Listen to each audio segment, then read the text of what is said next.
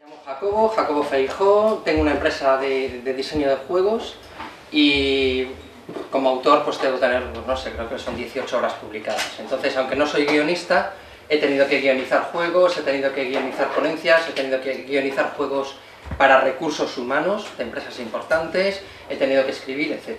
Bien, hoy os vengo a explicar una estructura que ha funcionado muy bien, que se llama la del viaje del héroe, que seguro que conoceréis. ¿De acuerdo? Antes de todo esto, bueno, gracias por supuesto a la escuela y a Fernando por esta oportunidad. Me encanta hablar y que nadie me interrumpa. Eso es genial, poder hablar sin que nadie te interrumpa, eso es guay. Y para mí es súper bonito venir aquí, entonces, oye, muchas gracias y vamos allá. La estructura que he pensado es la siguiente. Vamos a estar una hora, os dejo luego salir a fumar un cigarrillo o tomar un café, 40 minutos, otro descanso y una hora. O sea, 60, 40, 60. ¿De acuerdo? Vamos allá. Antes de nada os tengo que decir, llevo muchos años dando ponencias, conferencias, etcétera, y todas las conferencias empiezo con lo mismo. Esto ya es una marca personal que os la vais a tener que tragar porque ya es requisito sine qua non. Es mi teoría del tiempo. ¿Conocéis este personaje? Sí, claro. ¿Quién es? Buzz Lightyear, ¿no? Igual el de la Disney. ¿Qué tiene de interesante Buzz Lightyear? Tiene algo que lo hace fascinante, muy profundo. ¿Os doy una pista? Os voy a dar una pista. ¿En qué se parece a Garfio? No vale decir que son Legos, no vale decir que los dos son de Disney. ¿Son juguetes? No, no voy por ahí. Son capitanes.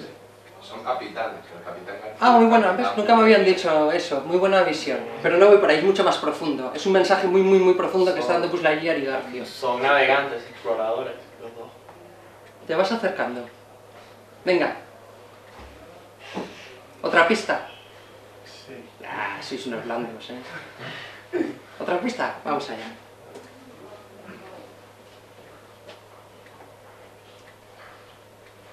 ¿Cuál es el problema que tiene aquí Garfio? Lo estoy matando. Lo están matando. Me está haciendo Sí, lo están matando. Sí, te estás acercando. No lo ves, pero te estás acercando. Venga, pensad. Buzz Lightyear, Garfio, ¿no veis que tienen en común de momento con las pistas? ¿Vamos un paso más allá?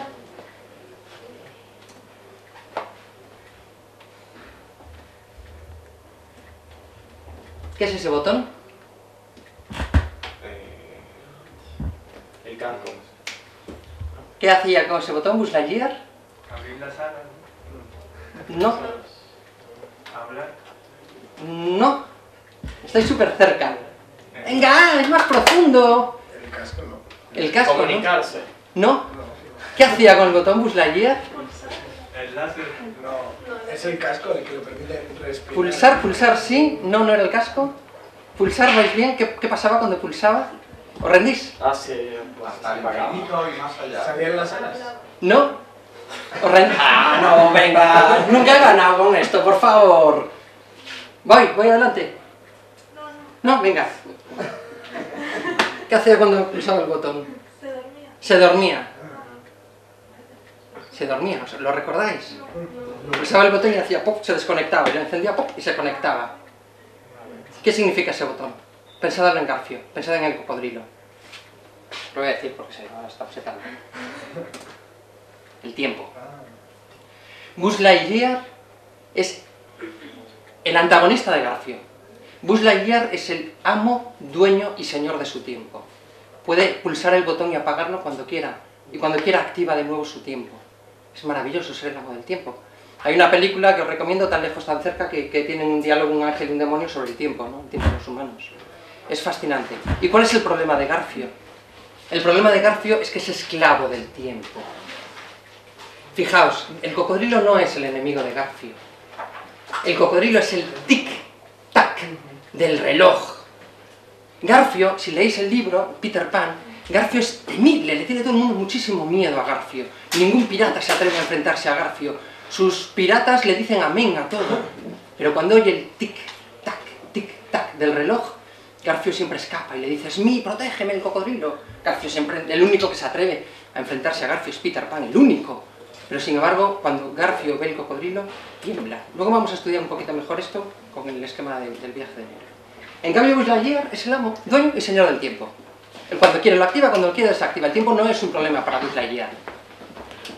Yo creo que todos los que estamos aquí tenemos como Buzz Lightyear un botoncito con el que podemos hacer lo que queramos con nuestro tiempo, ¿no? Y ese tiempo tiene un problema, que es limitado. Ningún ser humano ha conseguido hacer tiempo. Podemos hacer presión en laboratorios, podemos hacer temperatura, podemos hacer lo que nos dé la gana, energía, pero nunca jamás hemos conseguido hacer tiempo. Por esa escasez que es el tiempo en nuestra vida, por ese botón donde regulamos nuestro tiempo, aquí y ahora, todos vosotros me estáis dando un trocito muy pequeñito de vuestro tiempo para prestarme atención. Ni os imagináis lo que vale eso para mí. De verdad, me emociona, y os lo digo de corazón. Me emociona y por eso no solo le he dado las gracias a Fernando y a la escuela, os quiero dar las gracias a todos vosotros por hacer como Buzz Lightyear, ser dueños de vuestro tiempo y decidir con vuestra generosidad que me regaláis un poquito de ese tiempo. De verdad, muchas gracias. Vamos a empezar.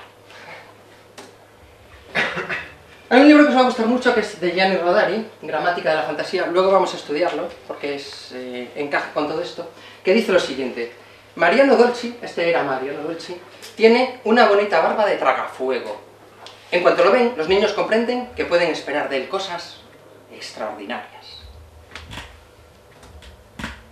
Empieza la magia. Esto de aquí que veis es mi pajarita gamificadora. Pensad lo que acabo de decir de Dolci, ¿vale? Hay dos diseñadores y guionistas de juegos y estudiosos del mundo del juego, que son Zimmerman y Salen, que definieron, y esto en cine lo vamos a ver, lo que es el círculo mágico. Esto mucho antes, en el siglo XIX, el poeta Coleridge le llamó la suspensión temporal de la incredulidad, y Umberto Eco, lo conoceréis por la película El nombre de la rosa, también le llamó la suspensión temporal de la incredulidad. ¿Voy bien? ¿Voy muy rápido? Bueno, entonces esta gente ha dicho, en los momentos en que hay magia, igual que la barba de Dolce, en los momentos en los que hay magia, todos aceptamos las reglas del juego. Os puedo poner ejemplos. A ver, la pajarita gamificadora.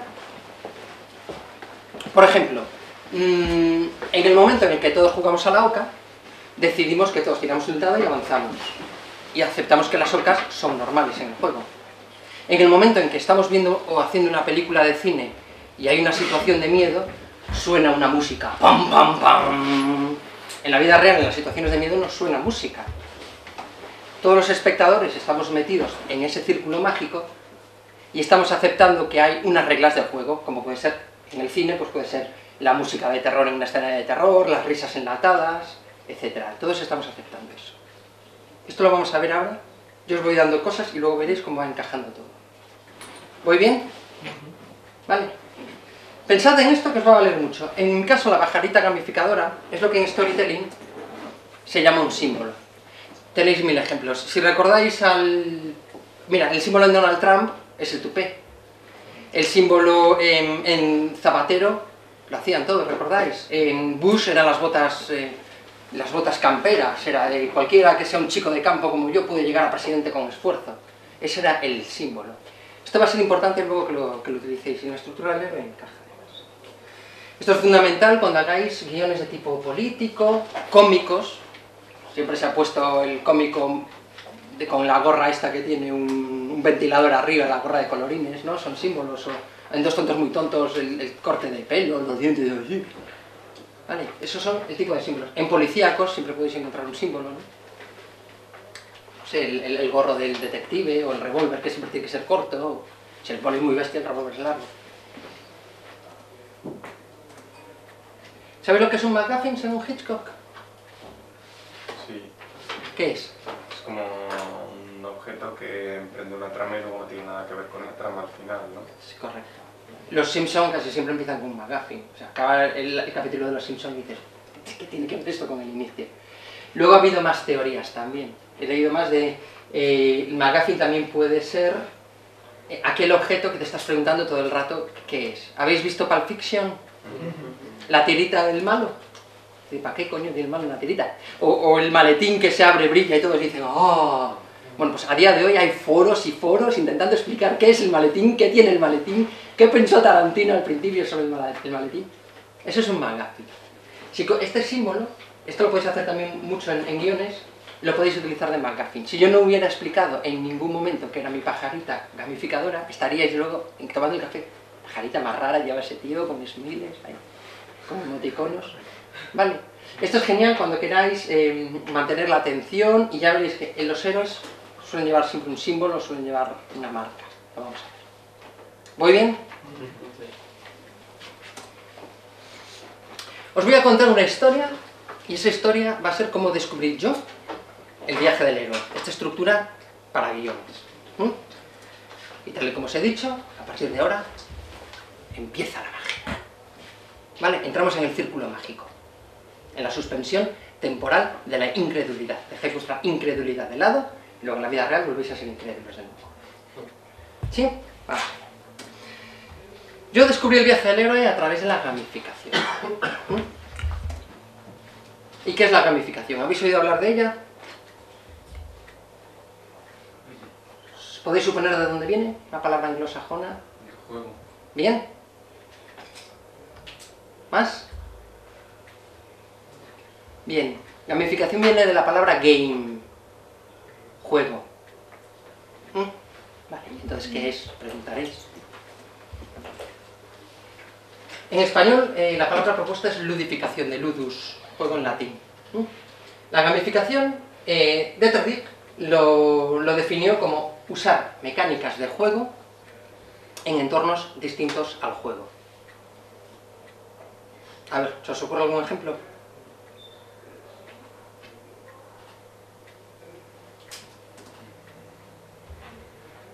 Ahora os pondré un ejemplo. Por lo tanto, gamificar sería usar diseños y elementos de juego en entornos que no son juego. Se ve muy bien en educación. Niños, vamos a jugar para aprender. La finalidad es motivar cosas que de antemano no motivan. Vais a ver que esto es gamificar. Luego lo vamos a ver. Vale. Os pongo otro ejemplo más. Este conoceréis a Mary Poppins, ¿no? Que decía para ordenar el cuarto cuando los niños montaban el cacao. Con un poco de azúcar, la medicina sabe mejor. O sea, es la forma de motivar. Tengo que ordenar el cuarto, Mary Poppins. Sí, pero vamos a hacerlo como si fuese un juego. Bien, sigo. Mirad que os pregunto, ¿eh? ¿Qué es la gamificación según Jacobo, después de todos mis años de experiencia? Para mí la gamificación es una metodología que persigue motivar a la gente, pero con un tono lúdico. Igual que hay tonos humorísticos, hay tonos terroríficos, hay tonos amenazantes, yo creo que con un tono lúdico se puede gamificar sin necesidad de usar técnicas propias del diseño de los juegos. De esta manera, podemos gamificar una película o una serie tratando de motivar a los espectadores mediante un tono lúdico, es decir, jugando con el espectador. Os voy a poner un ejemplo, si no lo conocéis, obligatorio, ¿eh? El golpe. ¿Visteis la película? Sí. Bueno, no se la vamos a destripar. Es gamificar absolutamente. O sea, acaba la película y dices, han estado todo el rato jugando conmigo, me han metido en la película, lo han hecho fenomenal. Han gamificado. ¿Vale? Vale, se puede gamificar de una forma digital, se puede gamificar de una forma analógica, como veréis. E incluso se puede gamificar de una forma mixta. ¿Conocéis este ejemplo? ¿Alguien no lo conoce? ¿La escalera que es un piano? Sí, en Noruega. ¿Cuál era la finalidad? Que la gente use menos las escaleras mecánicas para hacer más deporte. Entonces pusieron las escaleras que piano, y al final ves que la gente está motivada porque es un juego y llegan incluso a componer, ves gente saltando, do, re, mi, fa, sol, la, re, la. Claro, han conseguido esa finalidad, que es, vamos a poner un juego para motivarte para que en realidad hagas deporte. En el metro de Rusia te sale gratis el billete de metro si haces una serie de ejercicios bailando delante de no sé si lo habéis visto también, ves a la gente haciendo así, siguiendo lo que marca y ¡pum!, le sale el billete gratis. E incluso Coca-Cola ha puesto unas máquinas donde puedes ir eligiendo sabores, guardar la combinación, lo puedes mandar por tus redes sociales. Me he tomado una Coca-Cola con 2 partes de Fanta, una parte de tal. Sí, y lo fastidiado es luego repetirlo. Una vez sale, a ver cómo vuelve a salir la receta a la segunda. Pero bueno. Para que veáis en todos los ámbitos donde podríamos gamificar. Ya nos estamos acercando al viaje del héroe. La gamificación tiene 3 pilares. Tiene un pilar matemático, tiene un pilar narrativo y un emocional. Tenéis que sumar las 3 cosas para que funcione, si no, no os va a resultar.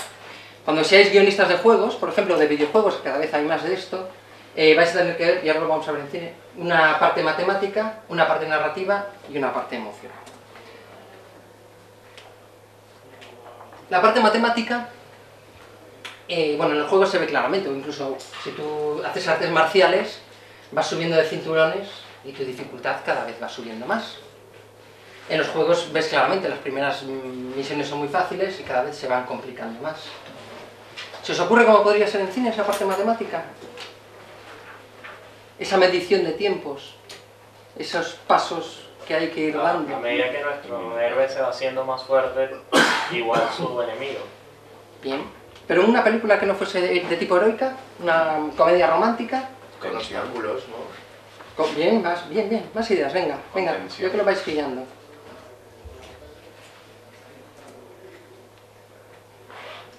El cine tiene escaletas, tiene tiempos, tiene secuencias. Todo eso es una parte matemática realmente. Es como componer música, si os fijáis, la música es matemática, es medición pura del tiempo. O sea, son unos matemáticos excelentes los compositores de música.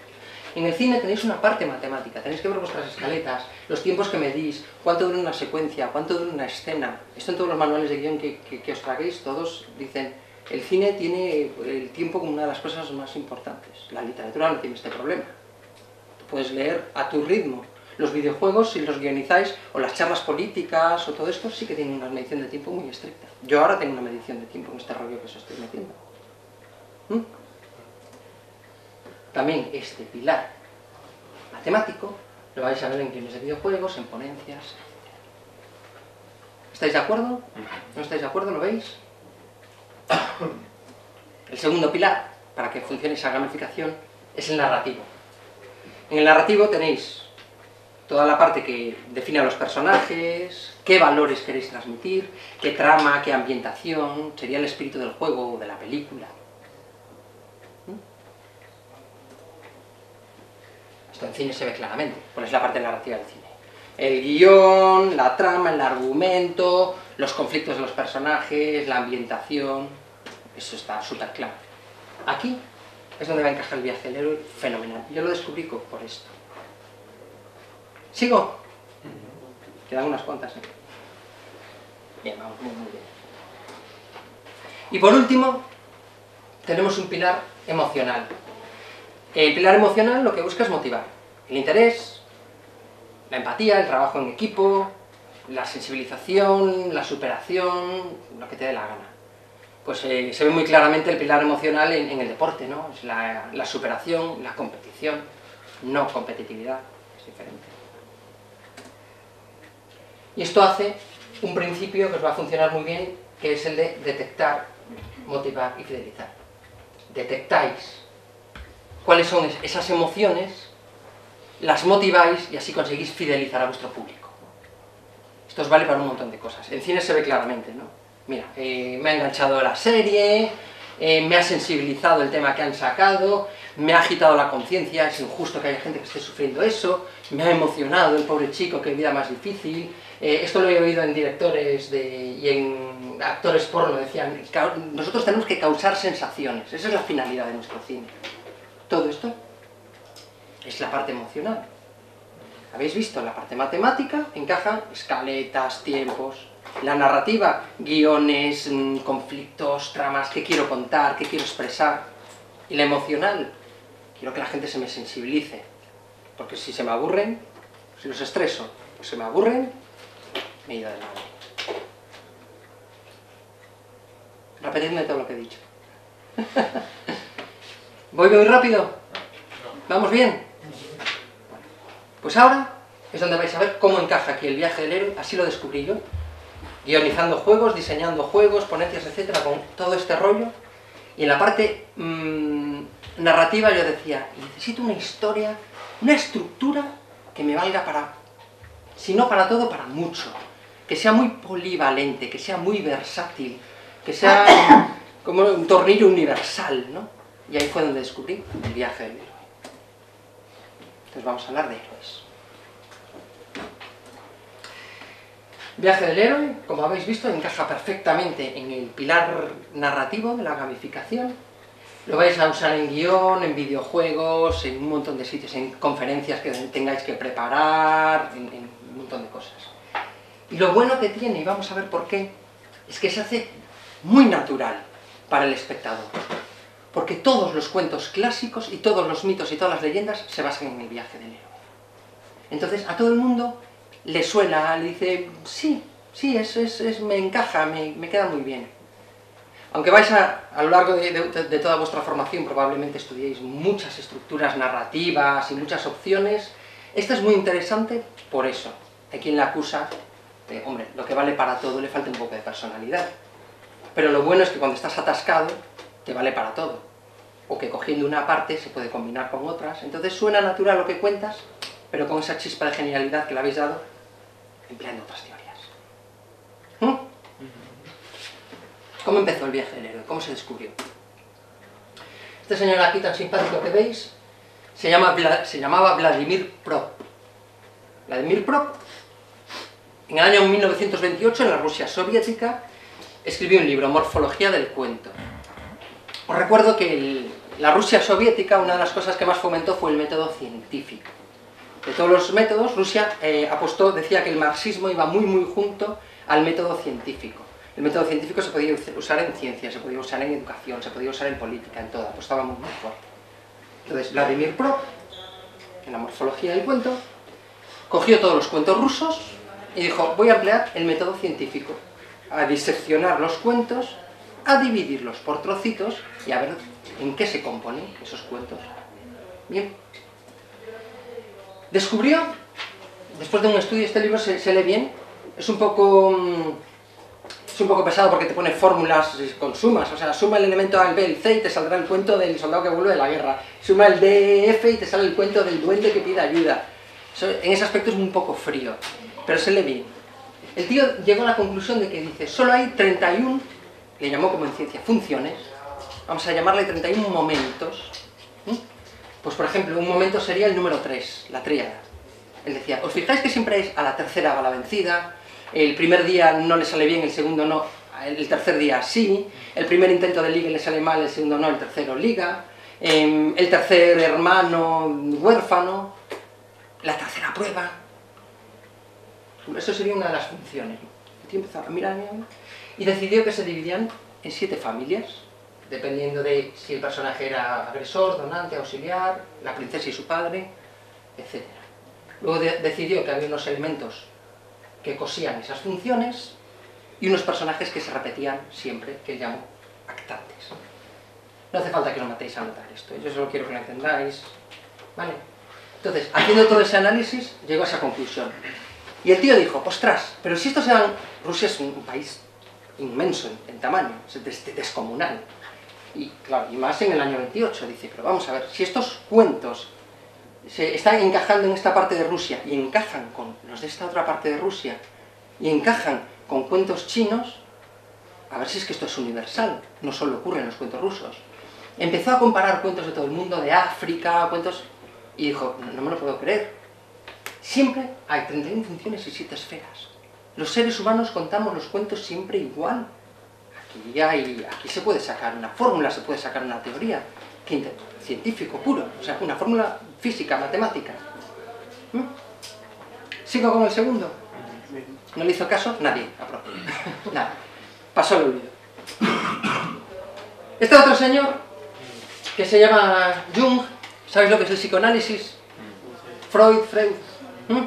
Bueno, este fue discípulo de Freud, acabaron a bofetadas, pero continúa la escuela de psicoanálisis. Jung, durante 20 años escribió un libro llamado Sobre los arquetipos del inconsciente colectivo. Jung empezó, de igual manera que el ruso, empezó a estudiar un poco a la gente y dijo, yo creo que todos los seres humanos encajamos en 9 tipos, tendencias. ¿no? O sea, todos los seres humanos, a ver, lo voy a simplificar mucho, hay gente muy tranquila, hay gente más nerviosa, hay gente más callada, más habladora, ¿no? Son tendencias que ves en la vida. Pues Jung decidió que había X tendencias humanas y les puso unos nombres un poco místicos, les llamó el mago, el héroe, el gobernante, etc., ¿no? O sea, gente que es de carácter autoritario, el huérfano, esta gente que siempre necesita que los demás lo ayuden, es que yo no puedo, ay, no sé, échame un cable. Macho, tío, es como un niño huérfano, tienes que madurar. Y ahí salió un test muy interesante que es el de Myers-Briggs, y inventó la palabra, y esto en cine es muy importante, y en narrativa en general, arquetipos. ¿Conocéis cuál es la diferencia entre un arquetipo y un estereotipo? Venga, un valiente, o una valiente. Por aquí que estáis muy calladas, os yo aprieto, ¿eh? ¿Voy muy rápido? ¿Os estoy inundando? ¿No? ¿Cuál es la diferencia entre un arquetipo y un estereotipo? Venga. Can I speak in English? Ah! Do you speak in English? Yeah. I'm Well, sorry. no, I can speak in Spanish if like, but can I speak English because it's comfortable? Yeah. Okay. So, archetype is something which we can, it's like a type of a person, but it does not necessarily need to be included in one single social group. When a stereotype is, for example, it can be told about like a country or a certain social group which have a stereotype of like being greedy or having like a certain characteristic. Yeah. But it may be just one characteristic True. only, not defining their character in general, like of a certain person. Right, just, it is, right. Lo habéis comprendido sin problema. Can I speak in Spanish? Lo habéis entendido sin problema. Arquetipo. La madre bondadosa, la abuela sonriente. Estereotipo. El Bobby inglés, British, el Bobby British, el policía norteamericano. ¿Veis? ¿Os dais cuenta? Estereotipo universal. Perdón, arquetipo. Estereotipo local. Pues él decidió que había 8 personalidades universales. Y tuvo algo genial, que fue el primero que metió la narrativa en la psicología. Empezó a hablar de personajes, empezó a hablar de historias, que eran lo que determinaban la psicología. A ese sí que le hicieron caso. Gianni Rodari, 1973. Gianni Rodari escribe un libro maravilloso llamado La gramática de la fantasía, en el cual dice, si la gramática tiene unas pautas, donde se ponen las tildes, donde se ponen las comas, dónde está el verbo, ¿por qué no vamos a coger la fantasía y poner unas pautas para poder hacer fantasía? Descubre al ruso y las 31 funciones las resume en 20 etapas simplificadas. Pero no va más allá, hace unas cartas para que los niños puedan hacer historias. El dragón, el príncipe, la princesa, el tercer hijo huérfano, y lo deja ahí, en uno de los capítulos. También inventa algo que os va a funcionar muy bien para creatividad, que es el binomio fantástico. Decía, coge 2 ideas que no tienen nada que ver e intenta hacer que estén juntas. Coliflor y cámara. Intenta hacerme una historia con eso. Eso es muy divertido, hacer un día la prueba. Tenemos al ruso, lo descubre. Tenemos a Jung, determina unos personajes en los seres humanos. Y tenemos al italiano, que descubre al ruso y lo simplifica un poco. Y ahora viene esta pregunta de examen. 1949, Campbell escribe un libro, El héroe de las 1000 caras. Campbell, norteamericano, descubre a Prop, el ruso, cuando nadie le hacía caso, y le llama la atención, y dice, qué interesante, a mí cuentos no sé muchos, pero sí sé mucho de mitología, muchísimo. Mitologías precolombinas, mitologías africanas, mitologías europeas, mitologías de Oceanía. Y si empiezo a estudiarlas, como hizo el ruso con los cuentos, efectivamente se cumple esta norma. todas las mitologías del mundo tienen 17 etapas, ordenadas a veces de distintas maneras, pero generalmente siguen la misma secuencia. Y créale una idea llamada monomito, solo hay un mito, olvidaos. No hay mitos europeos, griegos, norteamericanos, no hay cuentos europeos, africanos, olvidaos, solo hay uno, la humanidad siempre ha estado contando lo mismo, siempre, que es el viaje del héroe. Y enlaza con algunas de las personalidades que descubrió el psicoanalista Jung. ¿Voy bien? Ahora, esto es el pastel, ahora os voy a poner la guinda en el pastel. A ver, repetidme, ¿qué he dicho? ¿Sigo? ¿Alguien no ha entendido? ¿Alguien sí ha entendido? Y ahora viene la guinda en el pastel, el único que está vivo. Tenéis su página web. Vogler, lectura obligatoria. Obligatoria moralmente, no, Dios me libre meteros un latigazo aquí. 1992. El viaje del escritor. Vogler se dedicaba a seleccionar guiones en Hollywood. Todo el día leyendo guiones, todo el día leyendo. Estaba harto. Y decía, hay algo en los guiones, no sé qué es, que yo digo, este funciona, este no funciona. Este funciona y este no funciona. De él salieron cosas como El Rey León, La Sirenita, o sea, es un tío con mucha capacidad de ver qué guiones funcionan. Y un día, aburrido, conoce al otro, a Campbell, el de los mitos. Empiezan a hablar, Campbell le dice, mira, estoy investigando esto, estoy descubriendo esto, y Vogler dice, me acabas de dar la clave. Empieza a ver los guiones que sí funcionan, y dice, todos están siguiendo esos pasos del viaje del héroe. Esta es la clave. That's the key. The key. Pero tiene un problema. Son un poco largos y decide que para el guión, que tiene que ser más ágil, hay que reducirlos. Y llega a 12 etapas. 12 etapas que se han quedado fijas. Esas 12 son las que todo el mundo ha aceptado como prácticas, bien medidas en el tiempo y que hacen todo el viaje del héroe. Y son perfectas para la guionización. Pero Vogler, que es un tío muy listo, dice, ni siquiera las 12 etapas tenéis que hacerlas por ese orden, se pueden combinar. Por ejemplo, al final un héroe vuelve a casa generalmente, pero en los cuentos rusos empiezan con un soldado que está volviendo a casa. 20 años después de D'Artagnan, de Dumas, empieza cuando ya han acabado la historia, los mosqueteros. O sea, es muy listo y dice, son 12 etapas, pero no son rígido el orden.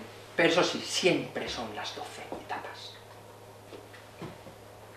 ¿Vamos a estudiarlas? ¿Vamos bien? ¿Habéis visto todo el proceso? ¿Cómo descubrí a través de la gamificación? Luego lo vais a ver cómo encaja. ¿Cómo descubrí que este esquema me vale para todo? Y cómo lo fueron unos usando estudios de otros, sintetizándolo y descubriéndolo. La estructura. Os voy a pasar ahora lo que hice. Mucha gente me decía, a ver si por favor, Jacobo, ayúdanos a hacer una conferencia. Me decían muchos clientes incluso que tuve en banca, ayúdame un poco a una conferencia, hazme un guión mínimo que no sé hablar en público. Y a base de, me lo dijeron tantas veces, yo ya conocía esto y dije, mira, os lo voy a hacer en cartas. I have it in English, if you like. Lo voy a hacer en cartas y vais a ver estas estructuras, cómo combinándolas podéis hablar de lo que queráis. En la parte práctica que viene después lo vamos a ver. Vamos a estudiar un cuento clásico, vamos a coger otro y lo vamos a destrozar y vamos a preparar una conferencia de tipo empresarial con esta estructura. Os lo paso. Aquí tenéis al señor Jung, al señor Vogler, Campbell y Rodari. Podéis verlo, mezclarlo y tal. Y aquí es una expansión que he hecho porque he descubierto que los seres humanos tenemos las mismas motivaciones. Me tiré un año haciendo pruebas con miles de personas y decidí que había X motivaciones o X conflictos. Entonces combina muy bien. Esto es menos importante para lo que os vengo a hablar. Esa es la que... ¿Qué hago? Lo paso. Mirando, pasando, porque ahora lo vais a ver en pantalla. ¿Puedo beber ahora?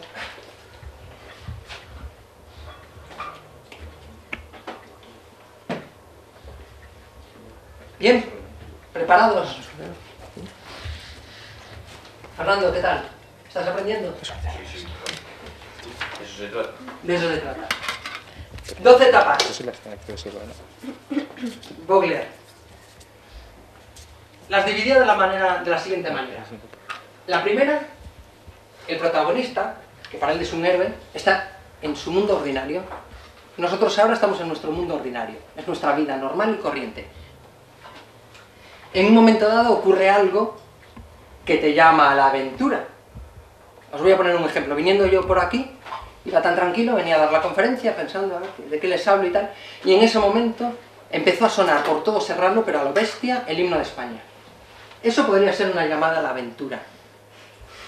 Yo vi la hora y dije, nada, no me puedo entretener, rechacé esa llamada, dije, bueno, pero después me paré y me quedé mirando y dije, ¿por qué suena tanto el himno de España?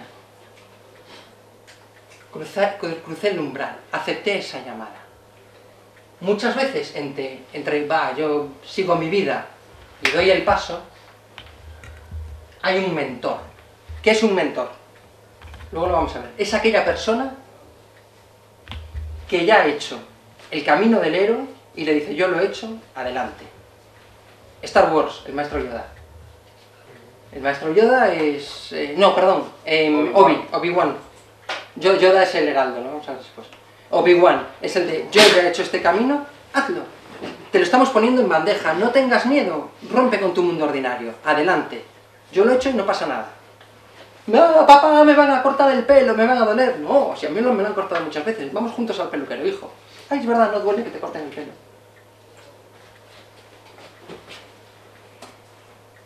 ¿Conocéis cuál es la estructura de Aristóteles de toda la narrativa? Súper fácil, eso lo habéis estudiado todo seguro. 3 actos: planteamiento, nudo y desenlace. Veréis que hay otras que dicen que no, que hay 5, que hay más, pero esta es la más clásica, la más aceptada. 3 actos. Esto es el primer acto. Estos 5 pasos es el protagonista en su vida normal y corriente y acabaría el primer acto de guión. Mundo ordinario, te llaman a la aventura, la rechazas, alguien te da ese impulso, alguien que ya ha hecho ese camino y vas adelante.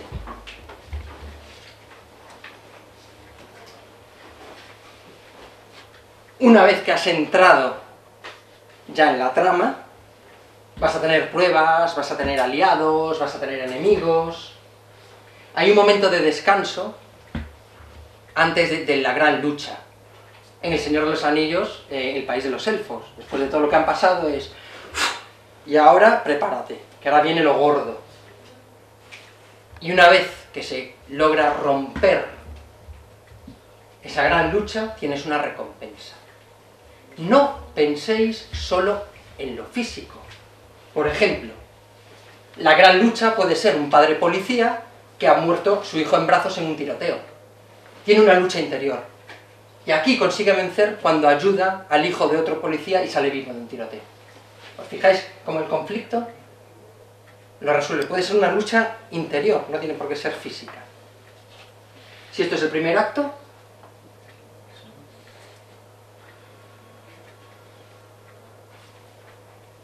el círculo mágico.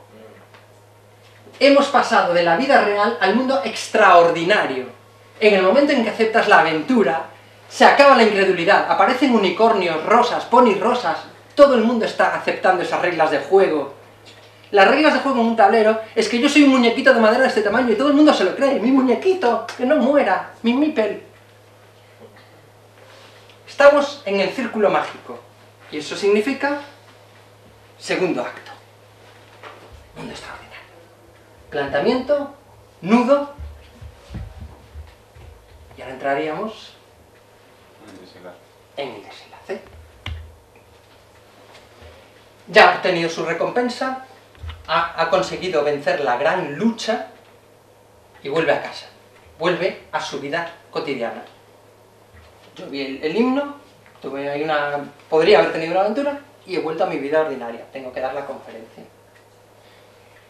Con el gran matiz, el héroe vuelve resucitado. Frodo no es el mismo al final de la película que al principio. Frodo ha aprendido, es más sabio, ha madurado, La vida del Hobitón era maravillosa. Una vez vuelto de ver lo que son las cosas feas de verdad, volvió siendo más maduro y diciendo, la vida ya no es tan maravillosa. No es malo, soy más maduro, entiendo mejor las cosas. Y tengo el elixir mágico, tengo la clave para explicarle a otros, ahora yo como mentor, hola soy Obi-Wan, yo he hecho todo esto, he vuelto más sabio, y te voy a decir cómo tú también puedes hacer esa aventura, cómo tú también puedes ser más sabio.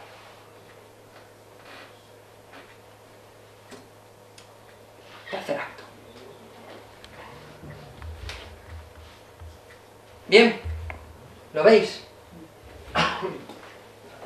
Círculo mágico, realidad, realidad.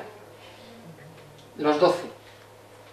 ¿Los podéis ordenar y desordenar y hacer otro modo? Va a ir así.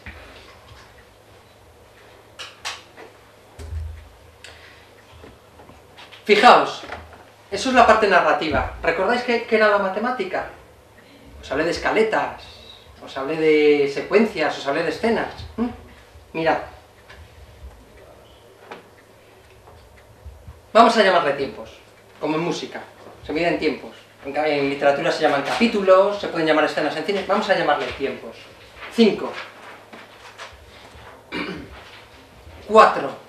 Vogler es un tío muy listo. Vogler estudió muy bien, es que lo ha clavado. 3. ¿Qué significa esto? ¿Qué estáis viendo aquí? 12 etapas.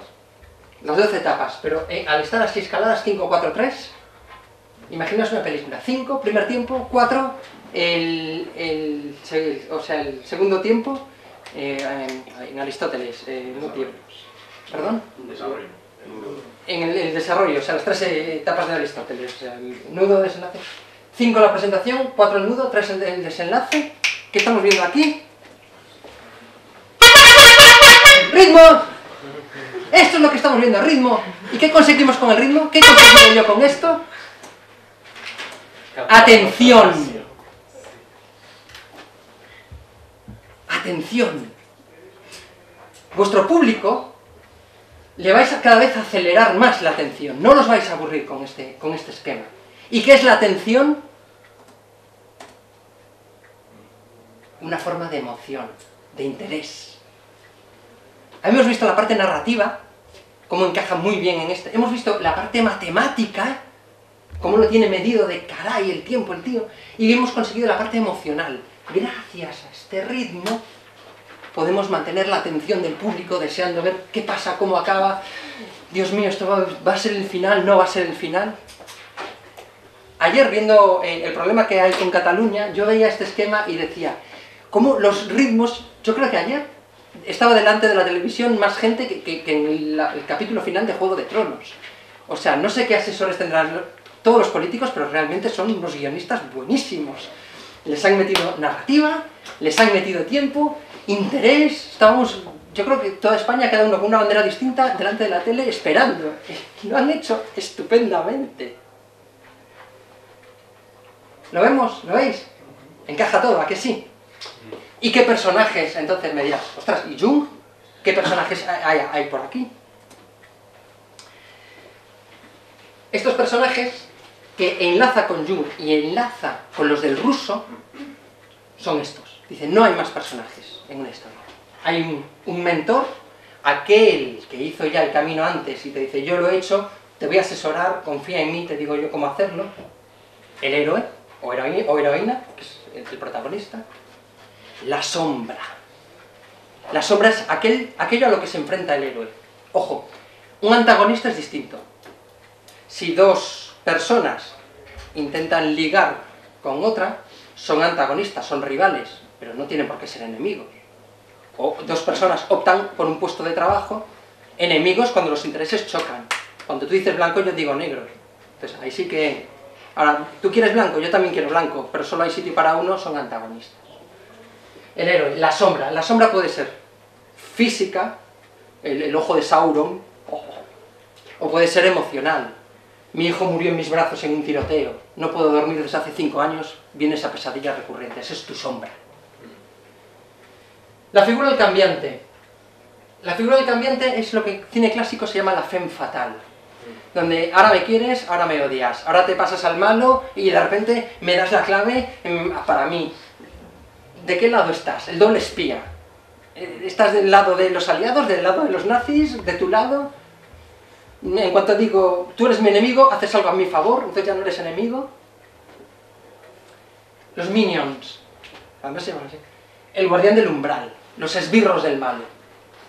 Antes de llegar hasta Sauron, los hobbits se enfrentan a orcos, a los dioses tumularios, etc. Esos son los guardianes del malo. Los pequeñitos malos que estorban, las pulgas que te vas encontrando por el camino. El heraldo es aquel que le da Yoda, el que le da un impulso cuando el héroe cae de rodillas y dice: no puedo seguir, no, yo no soy un héroe. Entonces llega el heraldo y dice: yo confío en ti y te he visto, tú eres un héroe. ¿Pero tú has hecho el camino antes que yo? No, pero lo veo en ti. Lo veo y tú eres un héroe. Cree en ti. Los aliados y el embaucador. El embaucador, no lo confundáis con el cambiante. El cambiante nunca sabes a qué juega. El embaucador tiene su idea muy clara, pero miente. Este es el mejor seguro del mundo. Con este seguro, bueno, tu coche vale. Sé muy claro que no es porque quiero tu dinero. Te estoy embaucando. Te estoy vendiendo un crecepelos con serpiente y esas cosas de las películas de vaqueros, ¿no? ¿Está claro? Según esta metodología o esta teoría, no hay más personajes. Todos encajan en alguno de estos esquemas. Quedan 10 minutos, me quedan 4 diapositivas y acabaríamos ya, y damos un descansito. ¿Habéis visto claramente la estructura? ¿Cómo mide tiempos? ¿Qué pasos hay? ¿Qué personajes incluye? Ahora con las cartas lo veis súper claro. Comunicar. El camino del héroe, comunicar es todo. Un escritor comunica, un guionista comunica, un documental de animalitos comunica, un político comunica. Yo estoy comunicando. Cuando os tomáis un café con un amigo estáis comunicando, es un mensaje. Estáis dando una narrativa. El camino del héroe es buenísimo, buenísimo para comunicar. Luego lo vamos a ver. Estos serían los 12 pasos que os he hablado en English. Podéis crear un universo o una historia con él. Podéis transmitir unos valores heroicos que se hacen muy naturales. Todo el mundo quiere ser un héroe. Yo gané un concurso de sanidad pública. Todo el servicio sanitario público de Galicia está haciendo una reforma muy grande, y Aragón. Y andaban buscando ideas. Entonces había desde nuevos cultivos de bacterias, y yo propuse una app para enfermos de cáncer crónicos. Gustó mucho porque transmitía los valores heroicos. Donde tú estás luchando contra el cáncer, tú eres un héroe. Puedes hacerlo, es crónico, pero oye, estar así siempre es muy bueno. El problema es estar así, pero mientras estés así. Entonces a todo el mundo, el himno, a todo el mundo se le hizo muy natural el héroe. Todos en el fondo nos consideramos pequeños héroes. El ama de casa es una héroe que llega con una nómina muy pequeña a fin de mes, me han sacado los hijos adelante, he aprobado esta asignatura después de 56 intentos, soy mi pequeñito héroe. Esto se encaja muy bien, se nos hace natural. Y lo podéis aplicar en empresas. Yo lo he aplicado a todo el grupo BBVA a nivel internacional, un juego que hubo que hacer para recursos humanos. Encajó fenomenal el camino del héroe. Todos decían: si yo hago estas actividades de recursos humanos, acabo el juego y seré un héroe porque he conseguido llegar a la última etapa. Lo veis en educación. O sea, decirle al niño que es un héroe si aprueba las asignaturas o aprende matemáticas, para el niño es lo mejor. En deportes, en sanidad, en recursos humanos. Es un esquema que funciona muy bien. Si cogemos al señor Prop, al Signori Rodari, a Mr. Campbell, a Jung y a Vogler, nos sale esa herramienta que tenéis ahí para crear estructuras narrativas. En la herramienta hay los 12 pasos, que son los 12 momentos que hemos estudiado. He metido situaciones, aquellos que no son sintetizados. Por ejemplo, Prop había puesto 31. Si son 12, ¿dónde están las demás? Las he metido para que podáis combinar, luego lo vamos a ver fenomenal. Y después personajes, los 8 que acabamos de ver.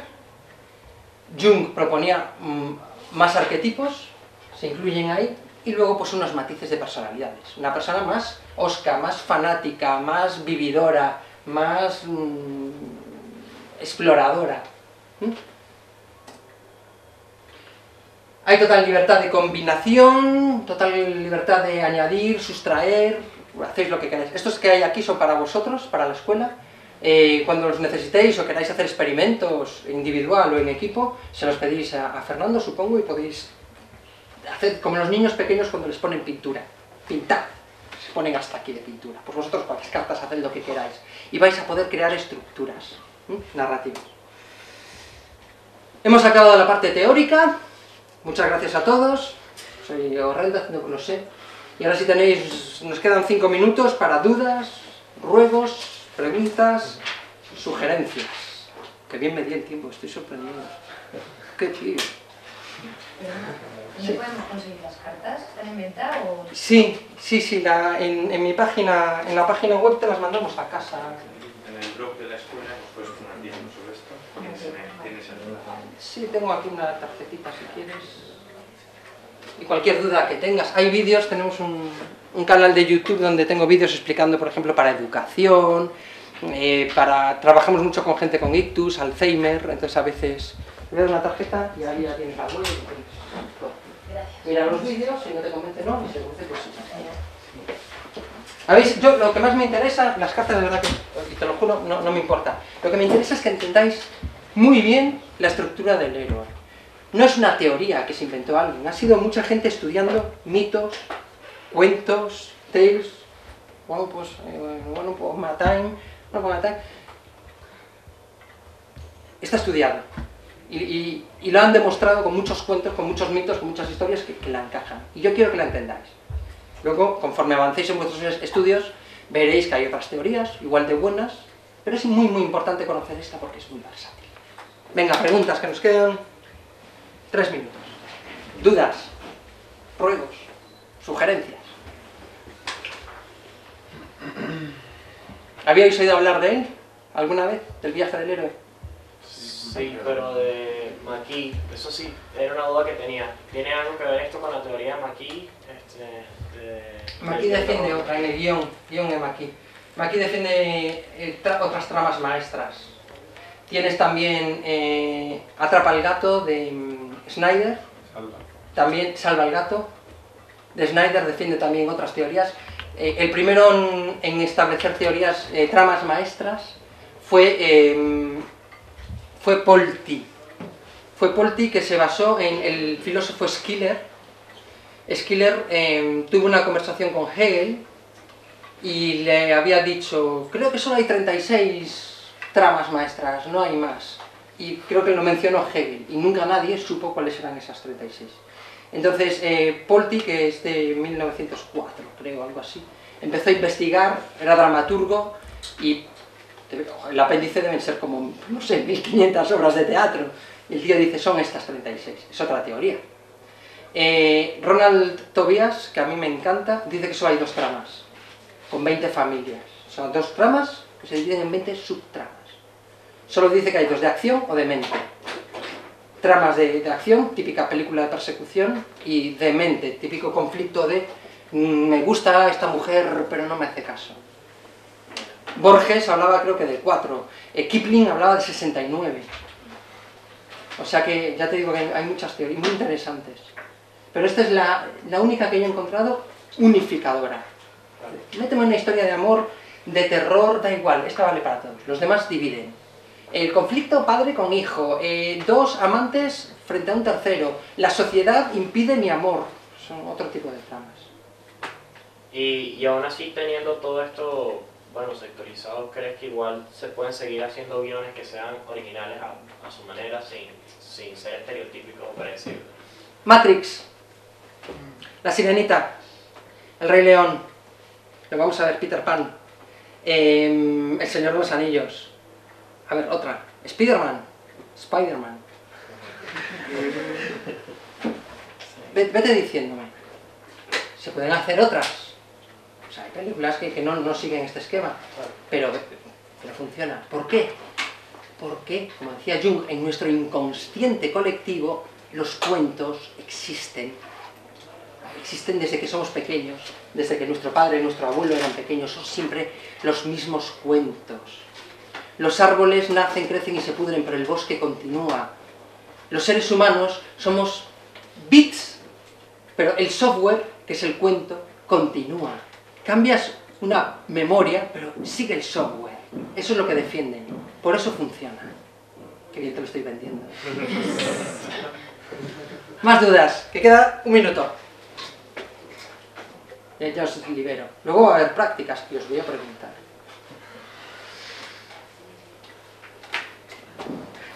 Venga, a descansar de mí.